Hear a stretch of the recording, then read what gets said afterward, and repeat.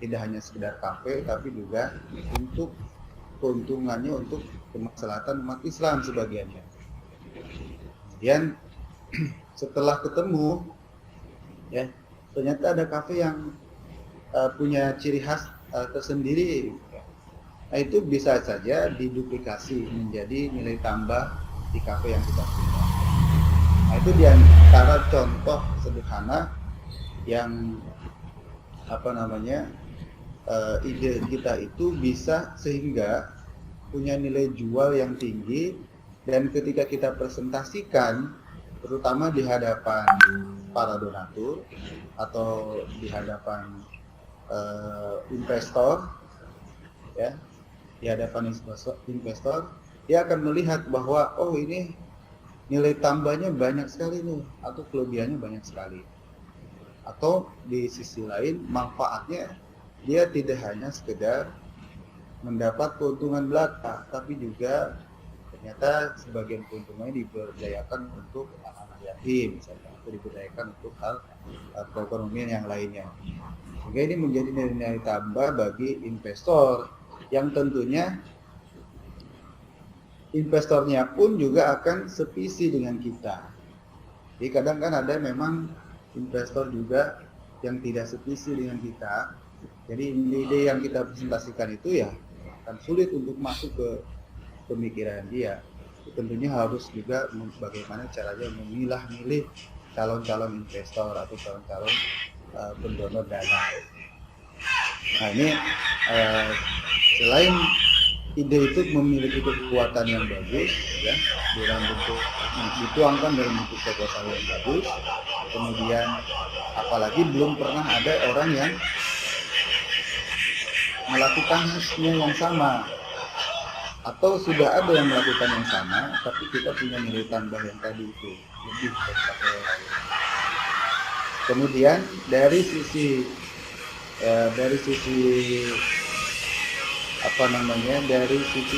kualitas ide kita itu juga harus dicobakan.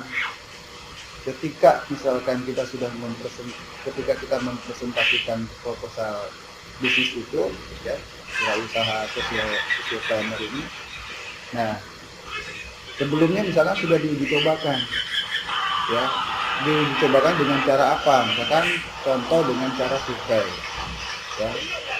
Misalkan ada pertanyaan begini, misalkan ketika surveinya misalkan ke 5 orang, itu kan sangat sulit, ini contoh aja. Di dalam pertanyaan survei ini menanyakan tentang misalkan selama ini kamu pernah minum kopi atau pernah makan di kafe enggak? Nah, sekarang kafe seperti apa yang pernah kamu kunjungi, atau yang paling berkesan di antara kafe-kafe yang kamu kunjungi itu apa saja?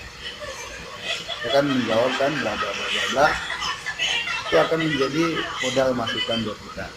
Kemudian pertanyaan berikutnya, kira-kira misalkan nih, bukan kira-kira, menurut Anda saya mempunyai ide membuat kafe seperti ini, saya punya kelebihan tadi misalkan tempatnya asri, kemudian ada relaksasinya ikan air, kemudian ada suara burung misalkan, ya, kemudian ada nuansa religiusnya misalkan, ya, ada musik Islami, kemudian selain itu Anda beli kemudian termasuk Anda bersedekah, kemudian disediakan untuk pemberdayaan umat Islam, kemudian pelayanannya memuaskan, dan Anda juga bisa mempunyai pengalaman sendiri, ya, bisa membuat kopi sendiri, kemudian bisa membuat misalkan mie instan sendiri dan sebagainya, punya experience sendiri, sehingga kemudian wifi tidak dibatasi. Kemudian setelah pulang dari kafe tersebut Anda akan merasa puas. Dan yang paling penting lagi selain experience tadi adalah bagaimana jaminan makanannya. Jaminan makanannya adalah bagaimana makanannya itu memang enak juga gitu, ya, selain tadi experience bagus, tapi juga makanannya berkualitas atau enggak. Nah, Anda mau nggak seperti dan harga misalkan terjangkau ada di pertanyaan seperti itu, kira-kira Anda mau? Oh, sangat mau. Kayak gimana tempatnya? Tahu ya.